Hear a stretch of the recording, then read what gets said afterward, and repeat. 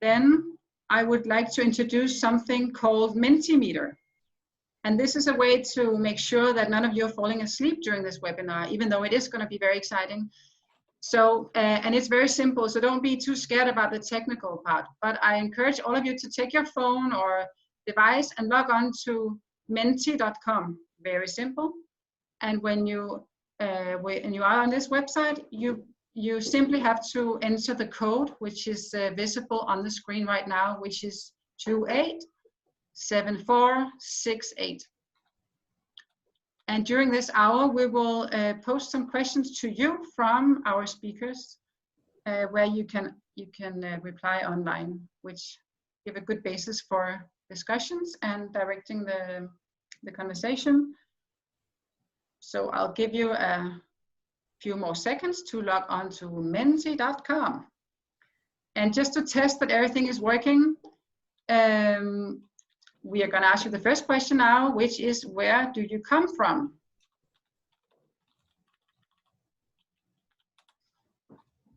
So grab your smartphone, go to menti.com, type in 287468, and you are ready to roll. You don't need any apps, anything, just log on to menti.com.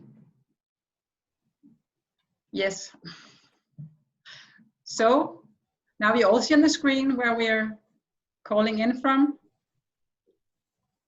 So even from Costa Rica and from Estonia, New York, United Kingdom, Italy, Denmark. Okay, there's also some Africa. That's good. Great. Let's go to the next question. I hope you can find yourself in one of these categories, but it could be interesting to see from which sectors you're from. I mean, you obviously all have some interest in the creative industries, but these overlap with many other sectors, as you know. So to those latecomers, or not latecomers, but to those who didn't hear me in the beginning, log on to menti.com and enter the code. Oops, my chair just fell down. 287468.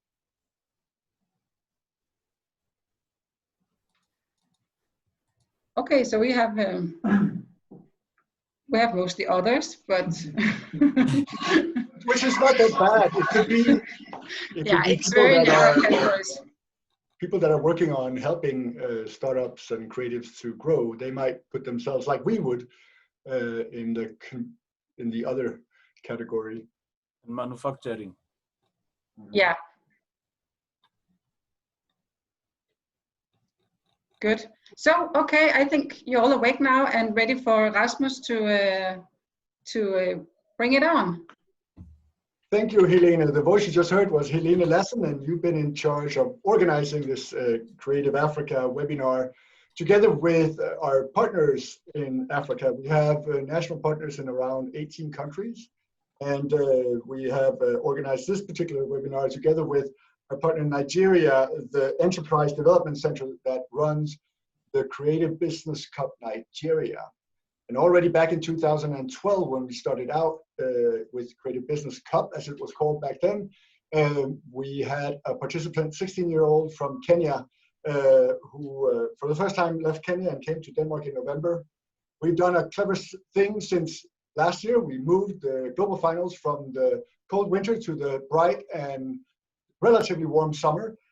So we were supposed to have our event in end of June, but because of the COVID crisis, it's going to be now in 2021. But you can actually log on between the 29th of June to the 3rd of July. There will be a number of webinars, learning opportunities, connections, etc., related to the culture and creative industries. And so stay tuned for that. We'll call it Bright 2020. It will be online. And there will be startups throughout the years of CBC and also national partners, experts, telling about lots of stuff. Yes, this is CBN. This is the Creative Business Network. We organize these webinars drawing from our network of people and asking them if they could participate and share their knowledge and their insight into the culture and creative industries. My name is Rasmus, and I was until a few minutes ago left out in the dark or in the cold because my co-host and longtime friend Olawale Anifawose, who's the CEO of Enterprise Development Center, was kicked off due to bad connections, and I believe he's kicked back in now. Or is he? Did we lose him again? We lost him again. We lost him again. So I'm still okay. So I am in the dark and in the cold, relatively. Anyway, I'm Rasmus. I run the Creative Business Network, and we are today gonna hear from, hopefully, our partner in Nigeria, Olawale Anifawose. I hope he will get on. We have some great creatives from South Africa, from the Lockdown Heights. I don't know if you've seen on bbc.com. If not, I'll send the link in the chat. The chat is, by the way, also where you can pose questions, and then we'll call you out if you, so write a question in the chat and we'll bring it up here during the webinar. From the Lockdown Heights, we have Ayanda Makai, and we have Candice Modisel. And they're both co-creators and actors at the Lockdown Heights, South Africa. We have a startup that participated in Creative Business Cup 2018 from Kenya called Discover Brands, Dennis Munga, the co-founder of Discover Brands. And we have from Denmark, Thomas Damgaard from Africa Reframe, a really interesting startup or enterprise on empowering Africans on documenting and sharing their environment, their homes and their nature, etc. So with no further ado, since Olawale is not on, I will ask Helena to interrupt me whenever we need a Mentimeter. And as far as I know, we're going to do another questions after we heard the presentation by Ayanda and Candice. So Ayanda, the floor is yours.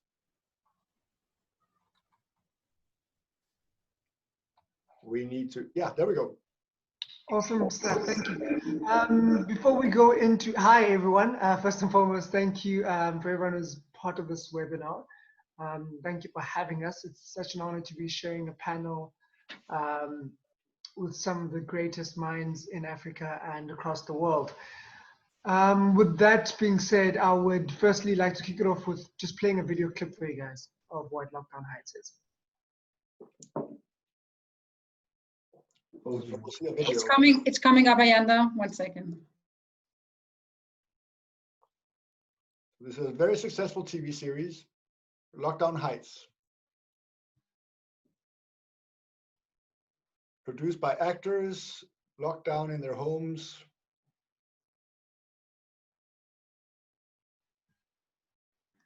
Be patient, guys. There.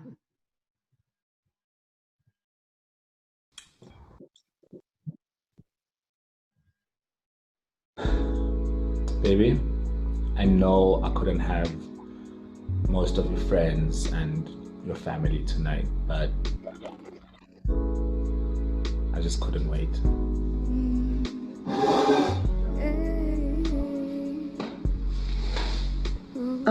Were you?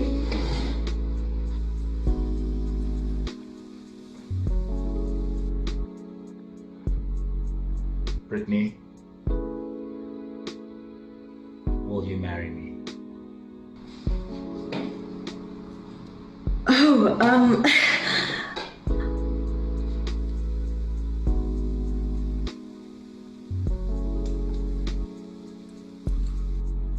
Well, I know it's not a ring. Apparently it's not an essential product. But I got you a neck piece instead.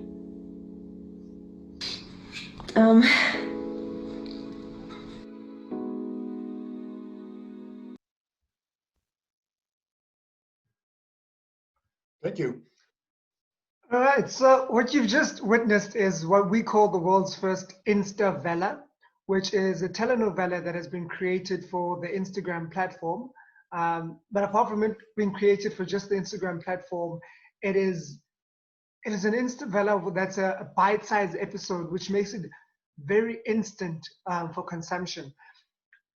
what you actually might find interesting about this is the fact that all three of those artists or those characters in that show were all in their different homes. None of them were in the same space.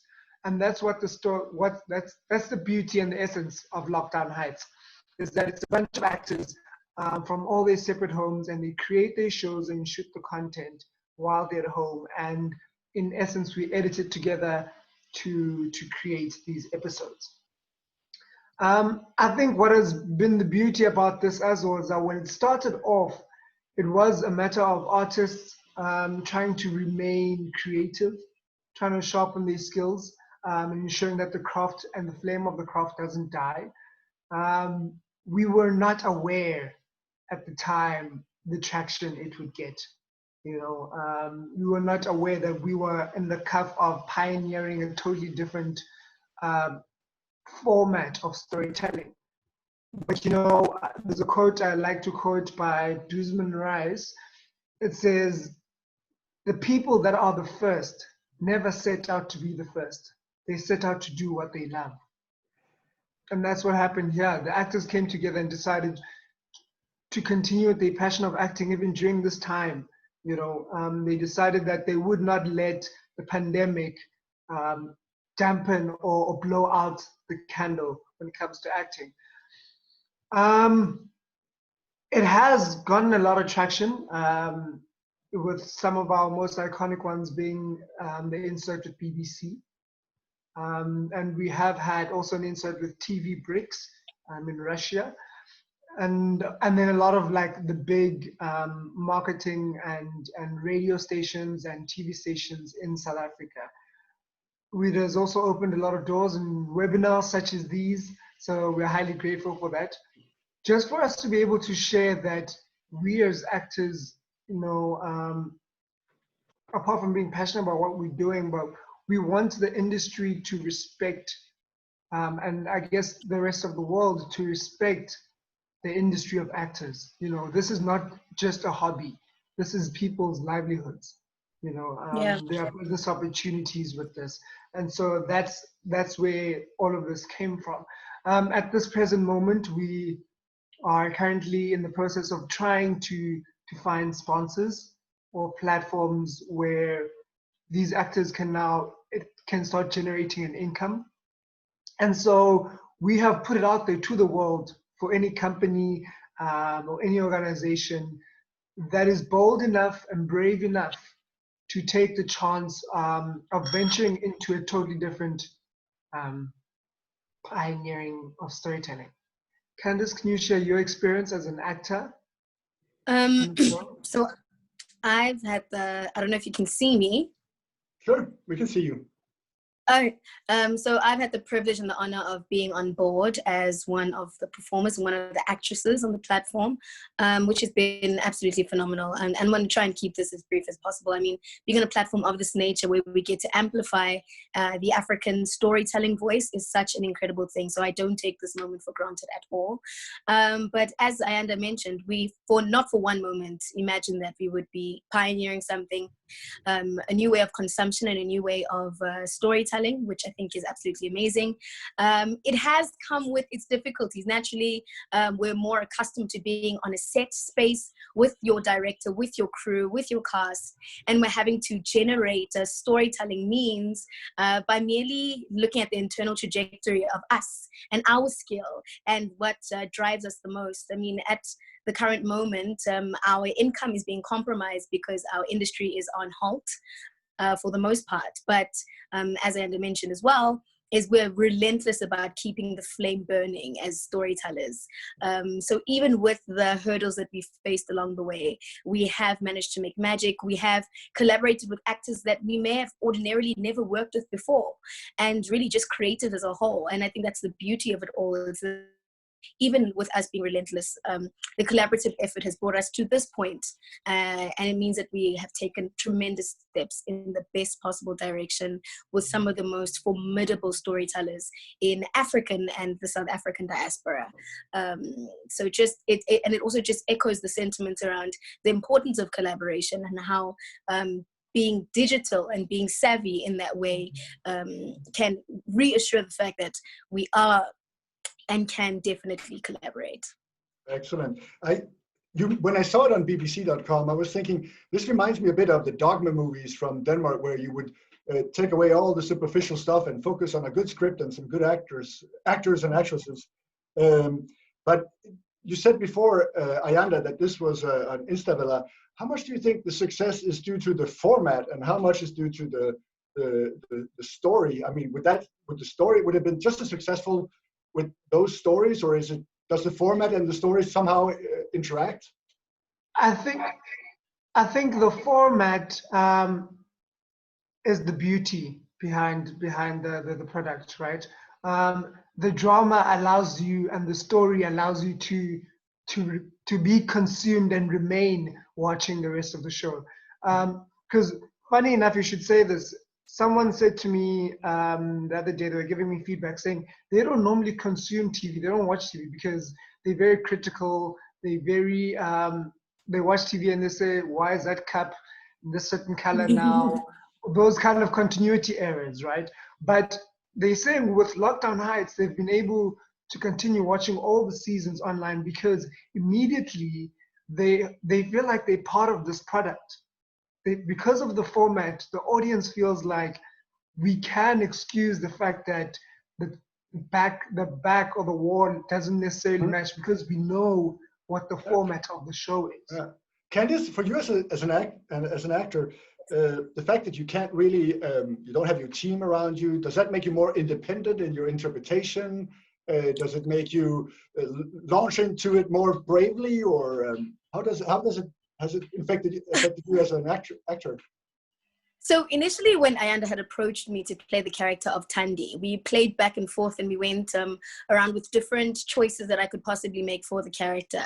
And in hindsight, I think I would have made a little more braver choices than as far as maybe her accent or just kind of the where she stems from. But looking at how the character's developed has been such a pleasure because I have the full range and the opportunity to, even despite the fact that I don't have a director pointing me in every single direction of how the different ways I can play the character, I can use my trajectory and I can use the things that I know and the way that I would best respond to certain instances. And the great thing is, especially because my character plays out with the character POS/Viwe, playing a set of twins, it's such a beautiful thing because sometimes you just WhatsApp each other and say, please send me a picture of your frame. Can you send me a picture of your shot so that I can match it the best that I can? And then we just kind of play back and forth. Even with the lady that plays my best friend, Isedi Matsunyani, we do this quite often where now actors are being a lot more responsible and accountable for the space that they're creating and how they can best complement the story and complement each other. Exactly. Which I think is great. Good. If any of you, by the way, have questions for any of our speakers, you can do just like as Otto Kerr has done and write your question in the chat. And I will just in a second ask Otto Kerr to unmute himself and ask the question. Before that, I would like to just hear, what is African storytelling? Let me be a stupid blonde from Denmark who hardly know what is Danish storytelling. But what would that entail, African storytelling? I think for me, we're in a space, when it comes to storytelling, we're in a space where everyone thinks every story out there has been told before, right? So everyone is trying to adapt it to a certain formula. Boy meets girl. Like all rom-coms should be this narrative, all dramas should be this narrative. However, we always forget that our environments and our worlds can change that trajectory. They can change that formula. And so that is what African storytelling is. It's reflecting what our environments and who we are, how that is impacting the normal storyline. Exactly. It's the new, you could say that's also the innovation part of the content. Otto Kerr, could you unmute yourself and ask your question? This is Otto Kerr from New York City. New York. Hi, everybody. It's great to be here. Thanks, Rasmus. And actually, Candice, you responded to part of my question in responding to Rasmus's question, but the question I had submitted was, I know that actors and actresses feed off of the person that they're acting with. and what are the challenges associated with that? It would strike me as sort of a bit of a struggle, but you've obviously managed to get through it all without that person being present. We definitely have, and thank you so very much for that question. I did echo slightly the similar sentiments around the challenges that we encounter, which are definitely many. So from a technical perspective, what kind of shot is best for this? Because ideally you would, and I do it all on my own. So I do have my family around me, but because I'm so meticulous about how I want to execute it, I just have my tripod, which I have right now, and then I have my phone, and then I shoot it. And because ideally you would want to have your little close-up shots, you would want to zoom in on certain moments and widen your lens as far as you possibly can as far as the execution is concerned. We are quite limited, but we make the best that we can from a technical perspective, but also from an emotive perspective. That's why I think being the skilled actor, being the skilled actors and cast and crew that we are, is such a brilliant thing, because we wear a multitude of hats, not just as me, the performer, using the skills that I have as a storyteller, but also how am I as the camera operator, how am I as my own director, and how am I as my own co-actor, which is definitely a lot. Excellent. Thank you, Candice. We will now move on we will take a different time zone here. Go to Kenya. Should we take a quick Mentimeter? Of course. Thank you, Helena. Seamlessly. Thank you. So grab your smartphones, go to menti.com.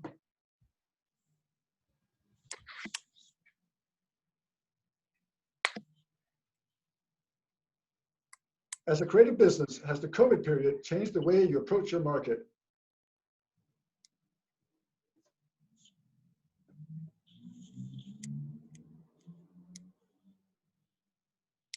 So for those of you who don't know what we're talking about, you go to menti.com, type in the number that you could see before on the top of your screen, and then answer the questions. Now, I can't see the number right now. Maybe one of you can say it, Antonio, Ricardo. There we go, 287468, 287468. So all of you have changed your approach to your market. I think also Lockdown Heights is a good one. What about you, Dennis? Dennis Manga from Kenya. You have the Discover Brands. You came to Copenhagen in November 2018, and you were among the finalists for the Creative Business Cup.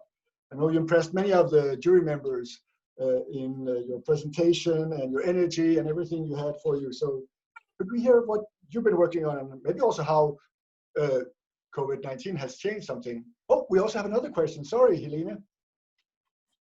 Sorry, yeah, that was because the other one was actually supposed to have been with the participants that disappeared, but it doesn't matter because it fit very well also with the Lockdown House. But this was the one that the Lockdown House was asking the audience.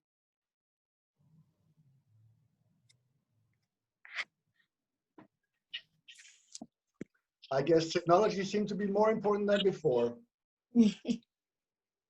Not so surprisingly. And Dennis, right after this, when we see the results, I think we're pretty clear that Zoom and everything else has been more important, and maybe for the better, because we're not polluting so much and the sky is more blue than it has been for a long time. But let's go to Dennis. I should share my screen first. Yeah, please. And you may want to say a few more words than I have said about your background, Discover Brands, 3D printing, and recycling actually also of plastics, right? Yeah.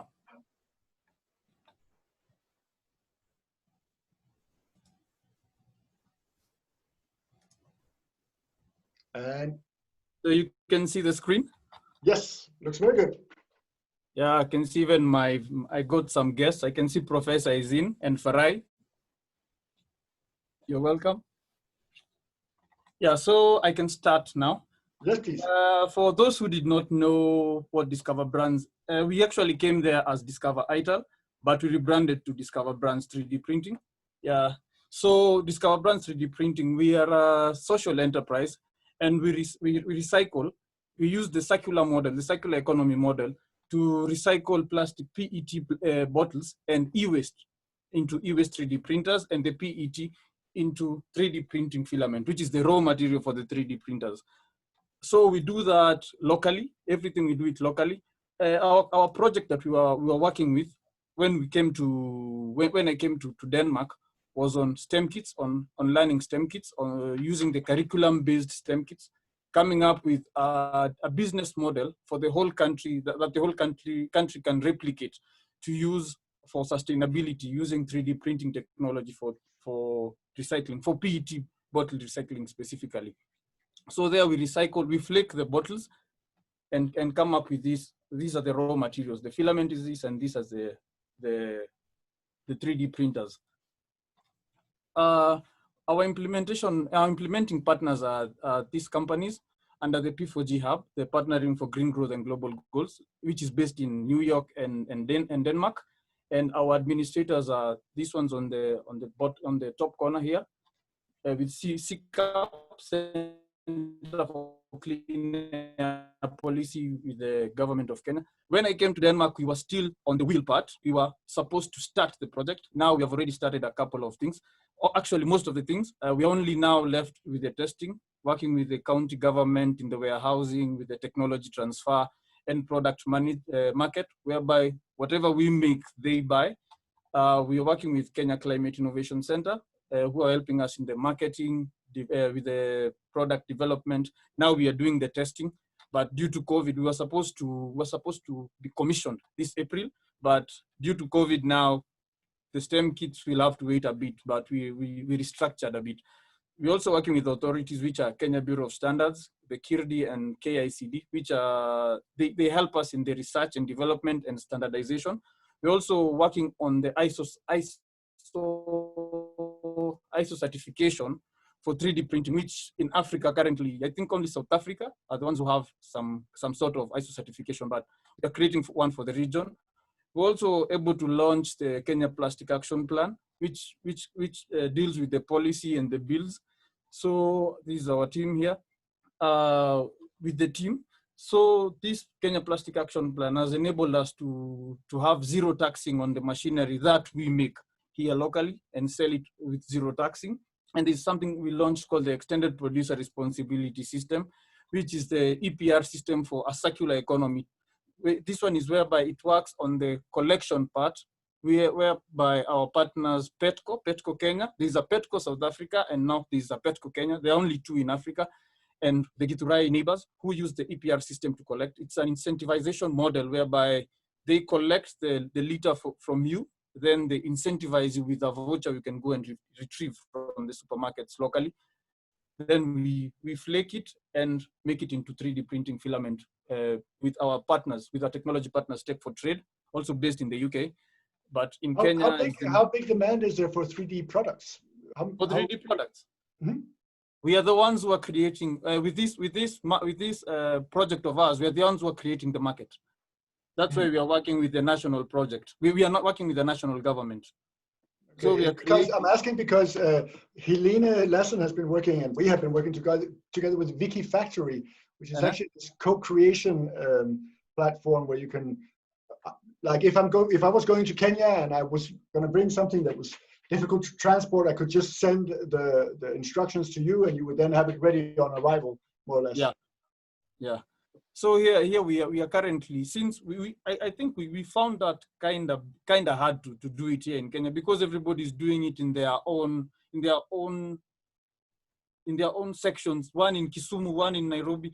So to be able to make it sustainable and scalable, we had to make everything accessible. Instead of importing the machines, we make our own machines. It's easier also for our R&D, because the PET filament in the world, I think we are like only 3 people who have managed to recycle PET, 100% PET filament, not the PETG.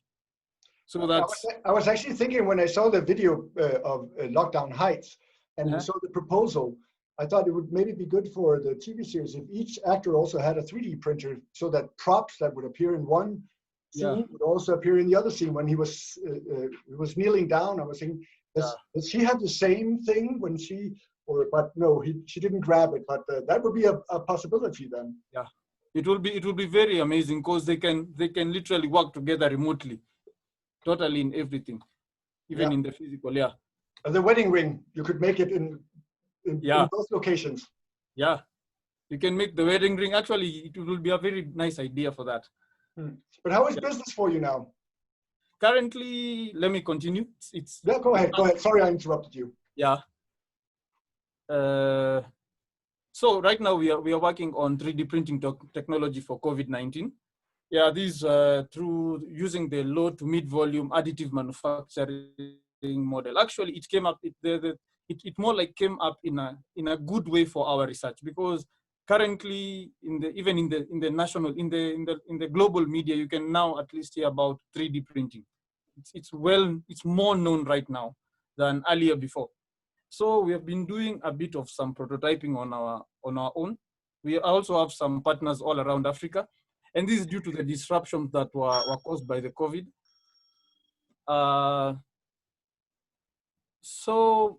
We are using a 3D printing farm model. The 3D printing farm model is whereby instead of using one machine, instead of using one 3D printer, use like 20, 30 3D printers for mass production instead of, and it makes more sense because it's also flexible, since you can change from one product to the next product in just a click.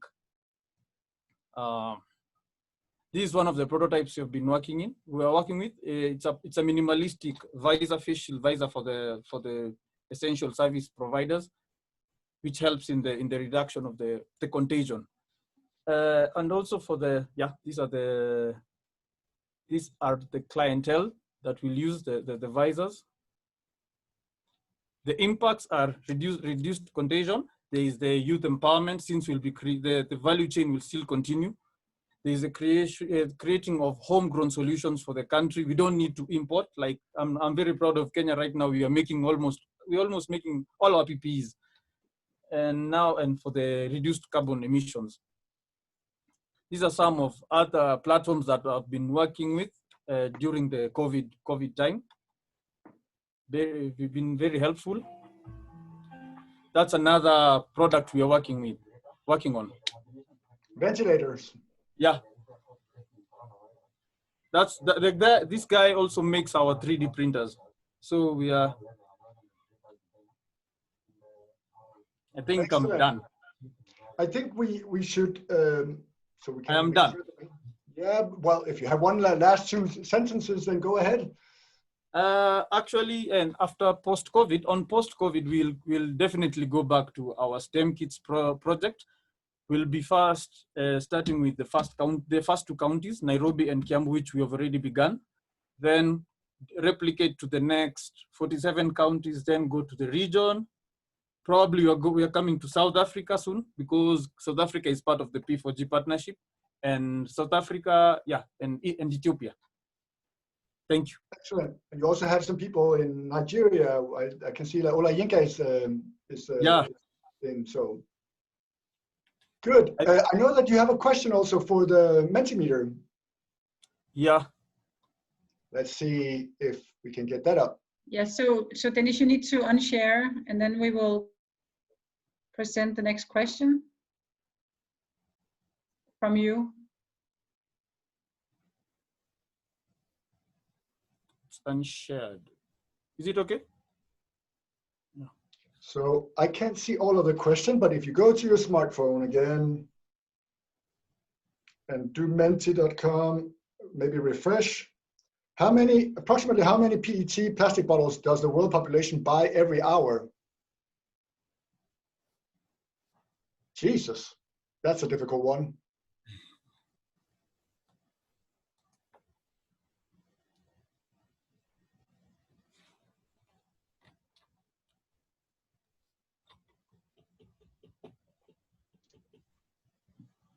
So who gets the price right or the number right will get a free trip to Kenya online.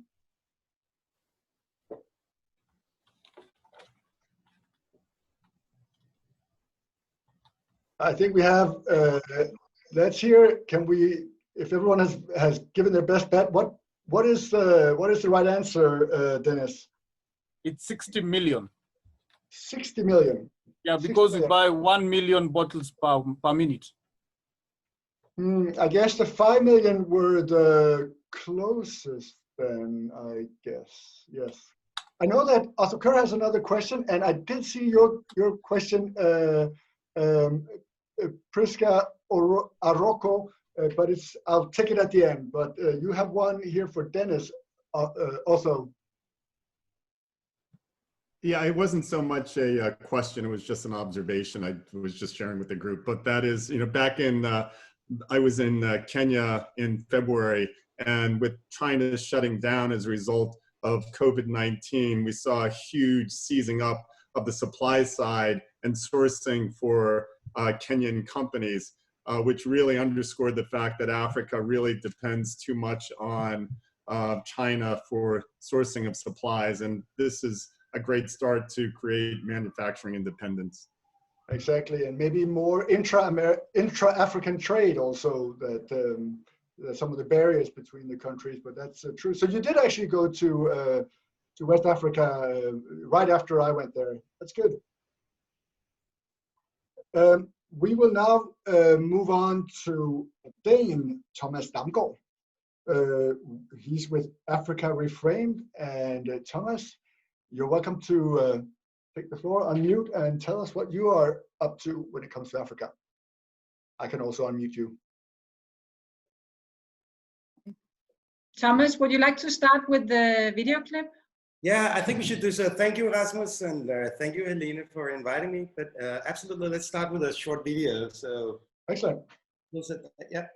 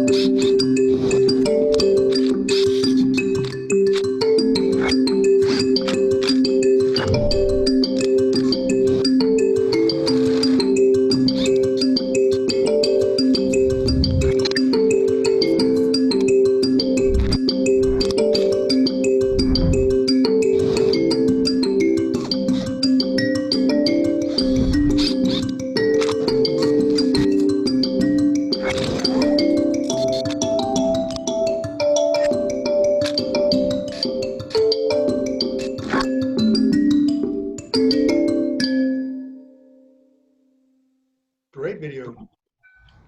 Oh, you. There we go. Thank you, Rasmus. So let me briefly talk about or explain what Africa Reframed is, and I really appreciate if you pull forward any questions you might have. Basically, Africa Reframed is an online marketplace for imagery from the African continent, and our customers are mostly international or commercial companies or advertisement companies that are trying to source imagery that is in line with their philosophy we have of what kind of imagery we are trying to produce or trying to put forward, which is, like you have seen in the video, something that emphasizes innovation and entrepreneurship in Africa. And it's also a part of Africa Reframed is also our online learning platform where we are building. We are in the process of building that now, but we have made physical workshops before where we have worked with local photographers to produce the content that is sold on the platform. So to give you an idea, the kind of customers that we have had during our pilot project has been Sony, Samsung, but also large NGOs, Bill Gates and Melinda Foundation. UN has brought quite a lot of imagery from us also. And everything is produced by, in collaboration with local photographers and uploaded to our platform and sold from our platform. So it's basically you find some great photographers all over and Africa, and then you ask them to look for certain images that your clients or would like, or is it so that they can just upload whatever and then and they can look for it, whoever can look for it on the website? How does it work? More of a vetted process, you might say. So just to give you an idea how it started, because that's maybe a little important in this context, we started working together with the Ministry of Foreign Affairs around 10 years ago, where we were working at that point as consultants for the Ministry of Foreign Affairs, and were collaborating with a photography school in Mali, in Bamako, the capital of Mali. And we were trying to look for different ways where these programs that their Foreign Ministry of Affairs has been supported, that is of course the Danish Ministry of Foreign Affairs has been supporting before, to try to find a way that the school could become more self-sustainable. And we were looking into different commercial opportunities, and what we saw was that there was a big lack in the large in the global image banks like Getty or Shutterstock and company like those. There is really a lack of content that, you know, had this kind of imagery that was emphasizing innovation or entrepreneurship or even just daily life in Africa. I mean, most of the content that we saw there at that time was about safaris. Either it was about safaris of beautiful nature. Of course, it was also obviously around warfare and disaster and all that. So there was really a lack, but also we recognized that there was really a need for this kind of imagery. These international companies who were interested in moving into Africa, and even large African corporations also were looking for this kind of imagery that was right released the way it is when you buy it in this large image bank and, you know, sold under the same conditions. So that was the market that we wanted to tap into. So in the beginning, we actually collaborated with Getty Images, which is the world's largest provider, as a channel to sell the images through. Is it easy to, I suppose it would require all kinds of payment systems, etc., and to make sure that the photographers are being paid for their images? Yeah, it is not easy, I would say. Money transfer is actually, I think, a big issue, but there's a lot of initiatives now that I think soon will relieve that in many African countries. All of those new upcoming fintech solutions, I think where you move away from traditional banking will probably help a lot. But right now it is basically either you tap into mobile pay platforms or use systems like PayPal. But we have had that many problems we never had any problems with payments since we have like we've been working with a limited number of contributors. So we have around 60 contributors now, which are in Mali, Gambia, and Kenya. So we have a very close relationship to the contributors we have at our platform. And they're all professional photographers, or is it also? Yeah, they are all professional photographers. And going back to the pilot project, all of the students at the school that we were working with at that time were also professional photographers, but on the local market. They were shooting like wedding photography or portrait photography, photography for ID and stuff like that. So they were professional photographers on the local market, but we realized that within maybe 6 months, we were able to train these local photographers to shoot content that was actually, they were able to sell to international companies for, you know, much higher demand than amounts than what they could be able to obtain on the local market. It seems like it's been really a smooth sailing for Africa Reframed. You made me think of this Danish documentary that was nominated for an Oscar this year or last year called The Cave, where the director was actually sitting outside Syria and had found some local photographers that would then film this woman who was a doctor in a hospital that was in a cave inside the war zone in Kenya, in Syria, and he said one of the big problems had been that culturally they can't focus on they're not supposed to focus on a woman using a camera, so the cameras would move away from her all the time once they had stayed there. But it did win a nomination. But you didn't experience any kinds of that you couldn't get certain images, or there were certain things that people wouldn't like to show, or, you know, we all would like to show the best side of society and ourselves. Has that been a problem? I would say that's exactly what has been working in our advantage, I think, and also for the photographers who are joining us, as well as our customers, is that we are united around a shared narrative I mean, this is not the end-to-all imagery platforms from Africa. Of course, it's not. It's a very narrow thing, but we are emphasizing that, and we saw there was a place in the market for a company like that. And I think what is interesting is that this shared vision that you want to promote this more positive image of what is going on in these countries where we are collaborating with the photographers. In that way, we have a shared interest for both with our contributors, but also with the companies that are trying to source our products. They're also interested in promoting that story. So, and especially with our first students we had in Mali, they were really eager to promote this more positive image of what daily life in Mali was. So no, I haven't encountered that kind of that kind of issues. Okay, let's lift the discussion up. We have about 12, 13 minutes left.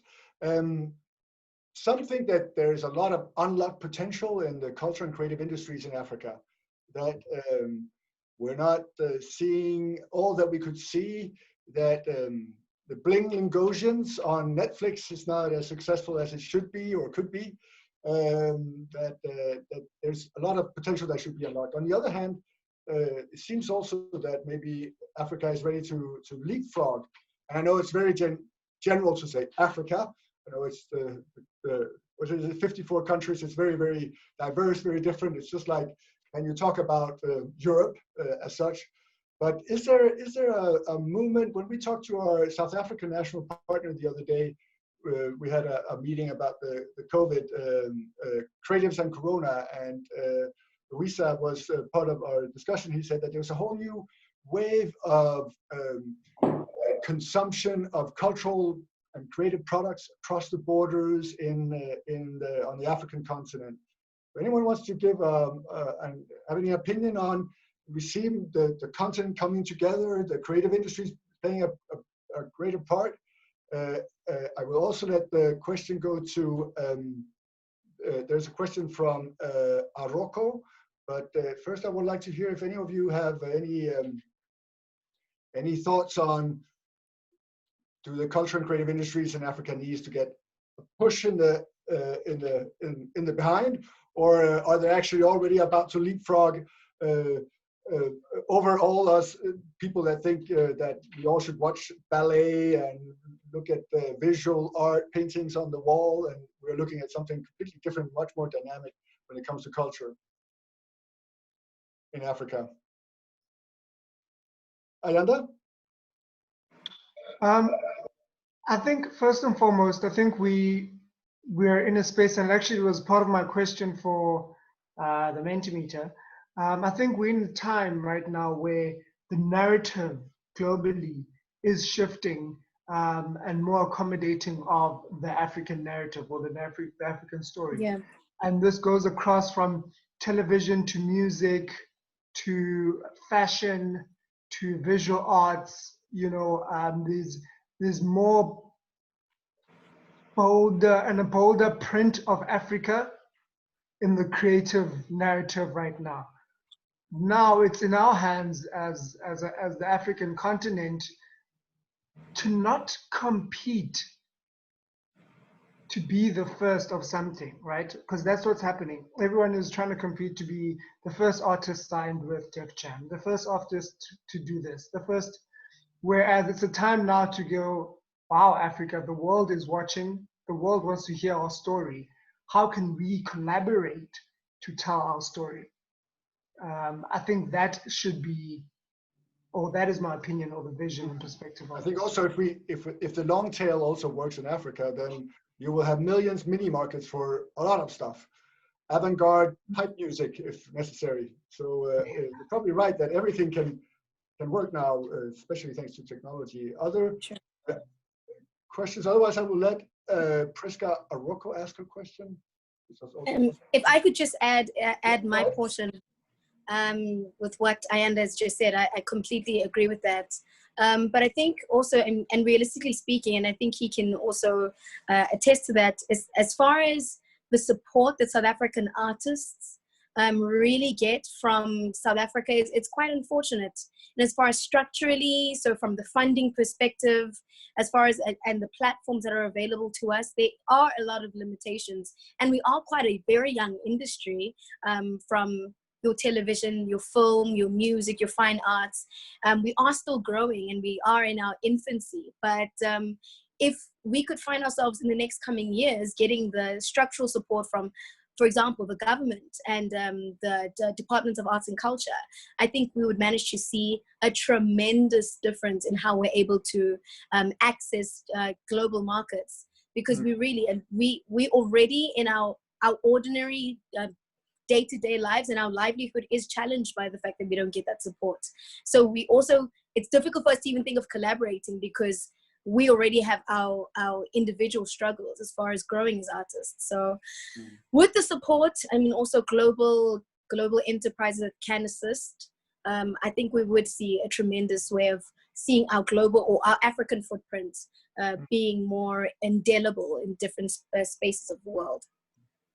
It's a challenge for many creatives around the world, actually, that the ones that actually are creating the stories, the designs, the content are not really the one profiting from it. It's the providers and the platforms and that are the ones that get their share, and the telecommunication companies.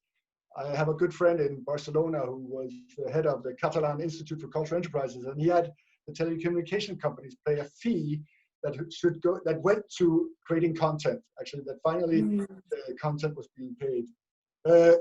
Priska, you have a question here. Can you unmute yourself and maybe also put on the camera? Priska Arocco? No? Let's see here. You have also a comment. So yeah. Can you hear me? Good, go for it. Oh yes, so I was saying, sorry I can't be on camera because I'm also on the movement as well. So what I wanted to say first of all is a comment. Being a Kenyan journalist who covers stories within Eastern and Western Africa, I'm slightly disappointed that I didn't know all these good things that are happening. So this is just big news to me, first of all. And I'm grateful that I have known it at this time, and I promise to be like an ambassador to just share this information as well. Where now, are you based? I am in Nigeria. Mm-hmm. Good. Yes, but I'm a Kenyan journalist. Go ahead. Yes. So I also wanted to ask, because before I even ask the question, just a comment. I kind of feel like African creatives really fear each other based on, I don't know if it's the spirit of limitation or just scrambling for the little that's available. Because you find that the market only samples very few individuals in very few countries. And then also looking at the policies that each country has in regards to supporting their creatives also determines how creatives from different countries get to show their content and also get to collaborate with others as well. So I don't know how that can be fixed to ensure that if I'm a Kenyan, I can still work with someone who is in Nigeria or in South Africa or in Algeria and still get to share the African story without feeling like one person has to do more or the other person has to downplay some things. And then my question was to Ayanda and Candice, how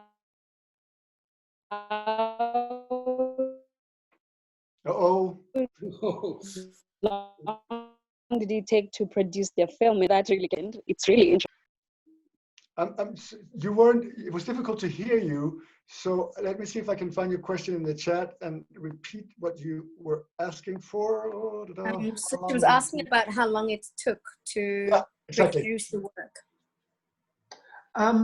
Firstly, so the format of the show in itself is that it's a telenovela for Instagram. So in the format of it, it meant that we had to take out an episode every day from Monday to Friday.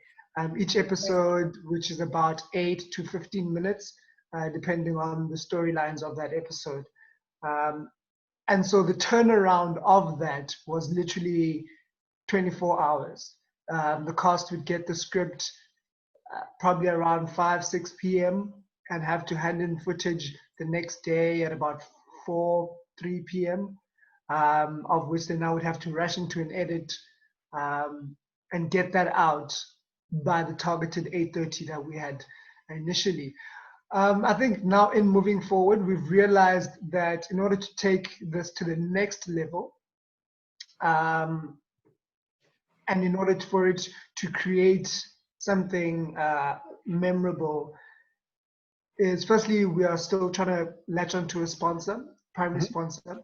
This will allow us to create a team, post-production team. So this will allow us to have an editor, it will allow us to have a sound engineer, it will allow us to have a director as well, which then will help us be able to produce this as a daily soapy effectively. Will there be a next season?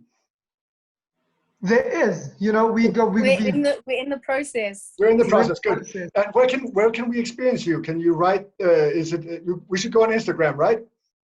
Yes, it's on Instagram and on Facebook. Okay, Lockdown Heights on Instagram or on Facebook. We have only about a minute left, and for that minute, I would like to say thank you to all our speakers and also to all of you participating in this Creative Africa webinar. And it's part of a process that we started a couple of years ago, focusing on the cultural and creative industries in Africa. And we had some great startups already back in 2012, as I mentioned, and we will continue having great creative startups being part of the Creative Business Network in the future, I hope. On the 29th of June, we will have a whole week of sessions on access to finance, internationalization, networking opportunities. It will be online, and you are all welcome to join us then. Then go to cbnet.com, and we will have some information up on the different webinars that will take place there. We will also send all of you that participated and registered for this webinar an email in the very near future with links to resources related to the culture and creative industries in Africa. So let's see here. Now it's 5 o'clock in Central Europe, and we are done with the This is CBN webinar. Thank you, everyone. Thank you for. Thank you so much, guys. Talk to you soon again. Bye-bye. Good to see you all. Stay safe. Bye. Thank you. Bye-bye.